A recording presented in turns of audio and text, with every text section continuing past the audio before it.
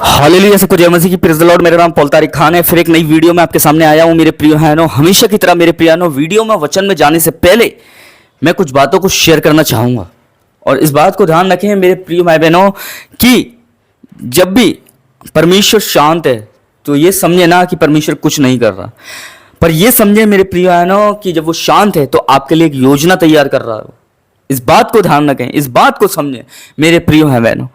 और आज बहुत से लोग मूर्खता कर बैठते हैं कि जब परमेश्वर शांत होता है तो समझते हैं हमारी प्रार्थना को उत्तर नहीं आ रहा, और इस वजह से वो बैकस्लाइड हो जाते हैं।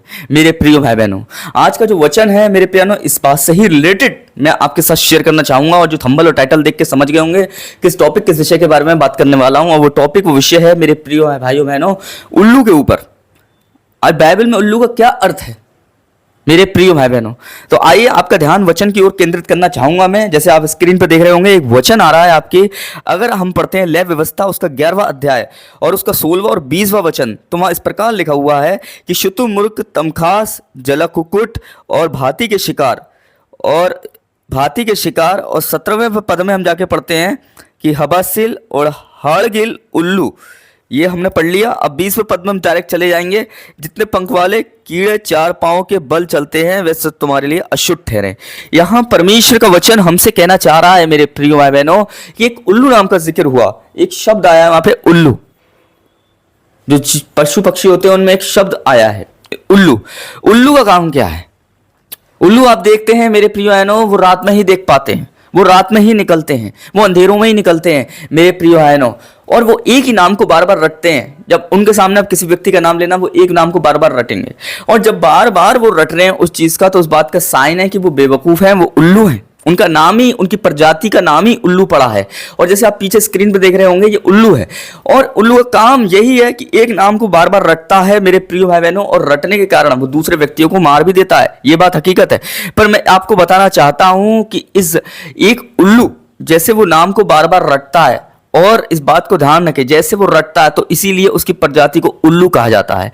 पर मैं एक बात बताना चाहता हूं, अगर आप जो परमेश्वर के नाम को बार बार लेते, जो प्रभु के नाम उपकारों को बार बार याद करते हैं, जो उस परमेश्वर की दया को बार बार याद करते हैं, भले वो पब्लिक ही ना करें, पर वो मन में और अपने प्राइवेट रूमों में याद करते हैं खुदा को। इस बात को ध्यान रखना मेरे प्रिय भाई बहनों। एक जानवर जो उल्लू होता है, ना समझ होता है, वो भी एक नाम को बार बार रटता है, तभी उसकी प्रजाति का और उसकी जाति का नाम ही उल्लू पड़ गया मेरे प्रिय। मगर अब मैं बताना चाहता हूं, जो ईमानदार खुदा को बार बार याद करते हैं, उसके उपकारों को, उसके रहम को, उसकी दया को, वो बेवकूफ नहीं होते, वो बहुत अक्लमंद होते हैं। इस बात को ध्यान रखें। हालेलुया। और एक अशुद्ध पक्षी है, और अशुद्ध पक्षी है जिसे परमेश्वर ने अशुद्ध ठहराया है। और जिस चीज को परमेश्वर ने अशुद्ध ठहराया, उसे कौन शुद्ध ठहरा सकता है? तो ये बात धन्य रखो कि हम भी एक बेवकूफ थे, हम भी मूर्ख थे किसी टाइम में, और इन मूर्खों को चुनकर निकाला परमेश्वर ने, ताकि अकलमंदों को ये लज्जित कर सके। इस बात को ध्यान रखें मेरे प्रिय बहनों।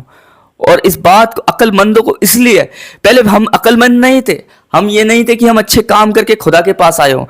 हम बुरी लानत में थे, गुनहगारी में थे, बदकारी में थे मेरे प्रिय बहनों, पाप में थे, बेवकूफ थे, मूर्खता कर रहे थे। वहां से परमेश्वर ने हमें निकालकर बुद्धिमान बनाया, और मेरे प्रिय बहनों गुनाहों से छुड़ाया, और एक अकलमंद बनाया कि बड़े बड़े जो अकलमंद है वो लज्जित हो सके। इस बात को ध्यान रखें। दुनिया इस्तेमाल करती है किसी अकलमंद और पैसे वाले को बढ़ाने के लिए, पर परमेश्वर इस्तेमाल करता है कमजोरों को और बेवकूफों को, मूर्खों को निकाल कर मेरे प्रियनों अकलमंदों को लज्जित करने के लिए, जो घमंड करते हैं। इस बात को ध्यान रखें। इसलिए एक उल्लू में भी समझ है कि वो नाम को बार बार रटता है किसी व्यक्ति के, पर इस बात को ध्यान रखें, बेवकूफ उसके नाम ही प्रजाति पड़ा है इस चीज का। पर जो खुदा को बार बार याद करते हैं, इस बात को ध्यान रखना, वो बेवकूफ नहीं है, वो अकलमंद है। इस बात को ध्यान रखें मेरे प्रिय भाई बहनों। मैं यही बताना चाहता हूं। और उल्लू रात में ही निकलते हैं, इन्हें दिन में दिखाई नहीं देता, इन्हें रात में दिखाई देता है, क्योंकि ये रात के लिए ही बने हैं। पर आप और मैं अंधेरे के लिए नहीं बने हैं, आप मैं ज्योति के लिए बने हैं। जैसे एक उल्लू है, उसकी प्रजाति का नाम उल्लू पड़ गया।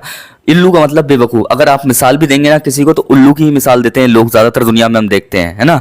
तो हम देख रहे हैं कि उल्लू बेवकूफ वो हैं जो अंधेरे में जिंदगी जी रहे हैं। एक उल्लू भी अंधेरे में ही क्या करता है, देख पाता है चीज़ों को, क्योंकि अंधेरे के लिए ही बनाया गया है वो, और अंधेरे में ही निकलता है वो। मेरे प्रिय भाई बहनों, ऐसे ही हम भी अंधेरे में थे और उस उल्लू की तरह थे, बेवकूफ़ थे, जो अंधकार में भटक रहे थे। पर इस बात को ध्यान रखें, वहाँ से परमेश्वर ने निकाला और परमेश्वर हमें ज्योति में लाया।